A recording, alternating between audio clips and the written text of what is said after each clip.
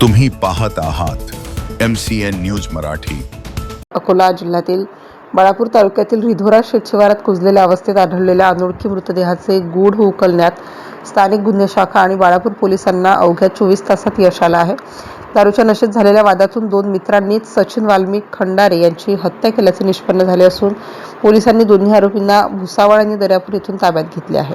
रिधोरा शेतशिवारात 26 मार्च रोजी एक कुजलेला मृतदेह आढळून आल्याने एकच खळबळ निर्माण झाली होती. दरम्यान कडक उन्हामुळे मृतदेह पूर्णपणे विच्छिन्न झाल्याने मृतदेहाची ओळख पटवण्याचे पोलिसांसमोर एक मोठे आव्हान होते. मात्र मृतदेहावरील कपडे आणि इतर खुणांवरून पोलिसांनी ताकोडा अमानतपूर येथील नातेवाईकांशी संपर्क साधला.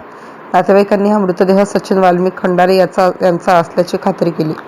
तपासादरम्यान पोलिसांनी परिसरातील CCTV फुटेजची बारकाईने तपासणी केली. यामध्ये सचिन हा त्याचे मित्र आदेश सुधीर डोंगरे वय 24 वर्ष आणि अभिषेक प्रकाश गवळी वय 24 वर्ष दोन्ही राहणार हातरून यांच्यासोबत दुचाकीवर जाताना दिसला. यावरून संशय बळावल्याने पोलिसांनी तातडीने तपासाची चक्रे फिरवली.